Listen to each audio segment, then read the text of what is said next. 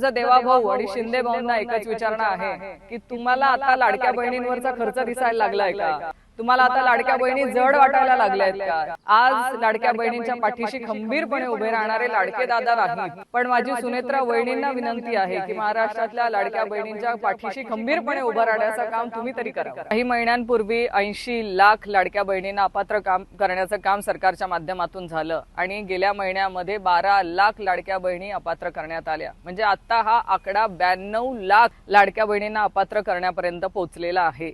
सरकारमधले काही लोक सांगतात की लाडक्या बहिणींवरचा खर्च हा वाढलेला आहे, जो 26,000 कोटींपर्यंतचा होता तो आता 32,000 कोटींपर्यंत जाऊन पोहोचलेला आहे। म्हणजे जवळजवळ 7,500 कोटी रुपये हा लाडक्या बहिणींवरती केला जाणारा खर्च वाढलेला आहे, असं सरकारमधल्या काही लोकांचं म्हणणं आहे। माझा देवा भाऊ आणि शिंदे भाऊंना एकच विचारणा आहे की तुम्हाला आता लाडक्या बहिणींवरचा खर्च दिसायला लागलाय का?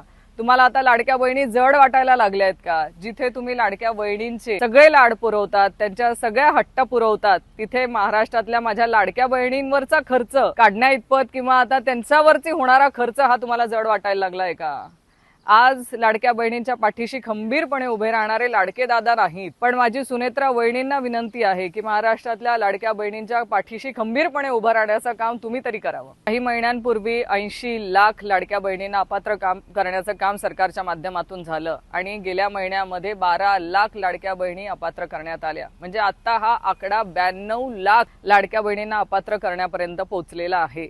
सरकारमधले काही लोक सांगतात की लाडक्या बहिणींवरचा खर्च हा वाढलेला आहे, जो 26,000 कोटींपर्यंतचा होता तो आता 32,000 कोटींपर्यंत जाऊन पोहोचलेला आहे। म्हणजे जवळजवळ 7,500 कोटी रुपये हा लाडक्या बहिणींवरती केला जाणारा खर्च वाढलेला आहे, असं सरकारमधल्या काही लोकांचं म्हणणं आहे। माझा देवा भाऊ आणि शिंदे भाऊंना एकच विचारणा आहे की तुम्हाला आता लाडक्या बहिणींवरचा खर्च दिसायला लागलाय का? तुम्हाला आता लाडक्या बहिणी जड वाटायला लागल्यात का? जिथे तुम्ही लाडक्या बहिणींचे सगळे लाड पुरवतात, त्यांच्या सगळ्या हट्ट पुरवतात, तिथे महाराष्ट्रातल्या माझ्या लाडक्या बहिणींवरचा खर्च काढण्या इतपत किंवा आता त्यांच्यावरती होणारा खर्च हा तुम्हाला जड वाटायला लागलाय का? आज लाडक्या बहिणींच्या पाठीशी खंबीरपणे उभे राहणारे लाडके दादा नाहीत, पण माझी सुनेत्रा वहिनींना विनंती आहे की महाराष्ट्रातल्या लाडक्या बहिणींच्या पाठीशी खंबीरपणे उभं राहण्याचं काम तुम्ही तरी करावं। महाराष्ट्रातील सर्व बातम्यांचे विश्वासार्ह व्यासपीठ,